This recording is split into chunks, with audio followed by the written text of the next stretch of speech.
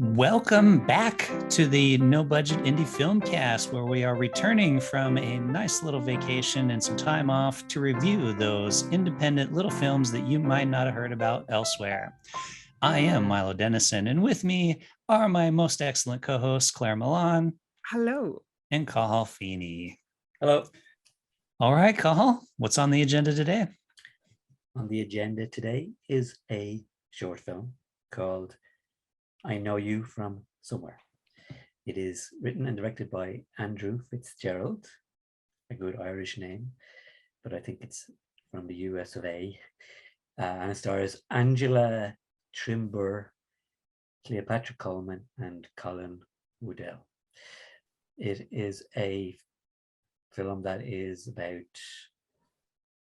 relationships, betrayal, friendships, and the toxic nature of the online world in which we all coexist. So it starts off with the main protagonist, Catherine, who is talking to camera. She's talking to somebody, but we don't know who that is. And she's telling a story, a backstory. So it's quite a simple story. She meets a guy online. They hit it off, seem to be getting on well until they aren't. She finds out that he is cheating on her and she confronts him publicly. Now it is the aftermath of this scene where her story really takes off and turns her world upside down.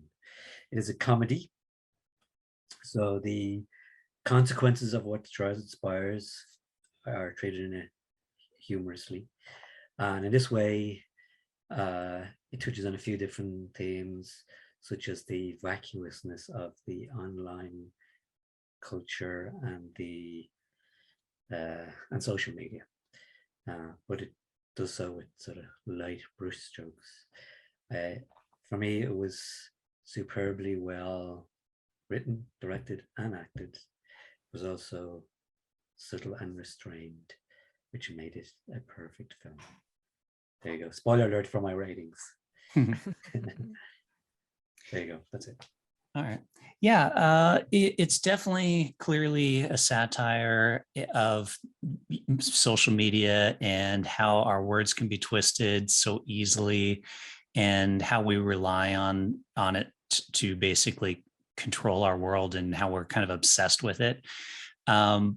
But barring all of that, it is still a relationship piece, like you mentioned, because she's looking for a partner. And nowadays, that's often done online when you're doing that kind of stuff. And she thinks she finds a nice guy, but another person gets involved and makes that not happen. And the thing is, like, she does what made her feel good in the way that she confronted the two people. And she's like, great, I'm good. I got it off my chest.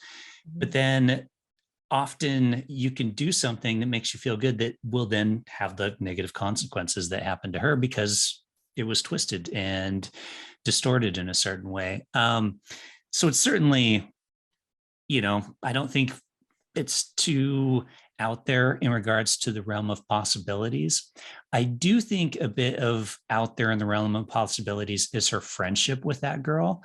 Like, because it's kind of one of those, because she seems like a pretty intelligent, down-to-earth person, but her friend is completely shallow, and like they're not even remotely close to the same level of people. And so it's like, why are they even friends in the first place? So that part of it was kind of missing for me. Like, I would have told the girl to like piss off hell a long time ago, but for some reason she stays friends with this person, and you can kind of predict that was going to happen between the other girl and the guy when they first meet, and she gives him this look, and you're like, oh, I can see where this is going. But other than that, like it's funny. It takes a lighthearted look at the world we live in, and I can't fault it for anything, really. Yeah, I loved this. It felt like it's part of a series. Like, I wanted to watch the next episode, and even the way it was filmed, and the acting and everything. And I agree with you, Milo, the two friends, like, I don't think they'd be friends really. they're on different levels, you know. But I suppose with a short, you're very constrained, so you have to show it in a bit of extreme. But yeah, this could easily happen in real life, with the mobile phone and everything. And yeah, it has happened with a lot of people. But I actually rewinded the bit in the restaurant where something happens, and because it was so funny. It was just so funny that stuff can be misconstrued and someone can be labeled as racist when they weren't at all. So from afar, it looks different. It happened to me this didn't happen in real life, but in real life, I actually got on a bus and there was a guy holding some crutches, and I was sitting down at the I sat on the disabled seat, and then when I saw him, I said, "Oh, do you want to sit down?" He said, "No, I'm getting off at the next stop." But there was a girl beside me with a phone, and I thought she was filming me, but he said it so quietly. It looked really bad. The fact I was sitting in the disabled seat and he was standing with crutches. So I just thought, God, imagine if I could have been all over the internet, you know, and it was completely innocent. But this has happened. I thought it was terrific. And I read afterwards, it's been turned into a feature film. And I think this would actually make a really good series or a feature film. So I'm delighted it's been turned into a feature film, because then they can expand on the relationship with the two girls, and maybe they can put in other dating things in it. And yeah, I just thought it was really, really good, really well acted, really well done. And I was really wanted to see more of it. Really enjoyed it. Yeah, I could see it as a series as well, with each episode being kind of something different. I actually don't see it as a movie. I prefer a series, I think. But I don't know if anyone here watches Barry. Do anyone here watch Barry? I don't know. But it's a very similar scene happened with this, like this, and something went viral. You know, it was brilliant. But yeah, and it's very similar tone to Barry. Barry's kind of a comedy, dark comedy. But yeah, I think this would work better as a series, because there's so much potential in the characters and the actors, and yeah, rather than you know, a feature film. Actually, the male love interest, he reminds me of the guy in You in Netflix. I think kind of a little bit. Yeah, I thought it was him for a second. It was not. But yeah, apparently turned into a feature. Maybe they will make a series instead. I mean, I could almost imagine them having a friendship sort of relationship, because I see it, you know, I see it in real life. You know, you think two people, you think they're not really that similar, but for certain circumstances throw them together for a while. And I know years ago I knew somebody who was friends with this girl, and they just knew each other since childhood, and they were completely different. And in the end, after like 25 years of knowing each other, one friend realized this other friend is just totally toxic. I don't need her in my life, and she got rid of her. You know, so who knows? You know, why people end up sort of, and you know, it's typically in Ireland. I don't know what's like in other countries, but you could know somebody and you have these pent up feelings about them, but you just carry on this sort of fake politeness the whole time, you know. And she probably did really like. She really enjoyed at that moment, you know, when she had to tell her what she really felt. And one great scene as well was the food. And it arrived and looked like I was so hungry for them. And then I saw that happen in a restaurant. I was sitting in having a cup of coffee, and the girls beside me, they got the food, and they immediately took out their phones and Instagrammed their food before they got near both of them. Oh yeah, me and my wife do that. We'll go places, we'll like, camera picture. We're gonna be one of those people. Yeah, totally. And some of the dialogue was so funny. Like, I mean, I loved the friend character. She was so funny.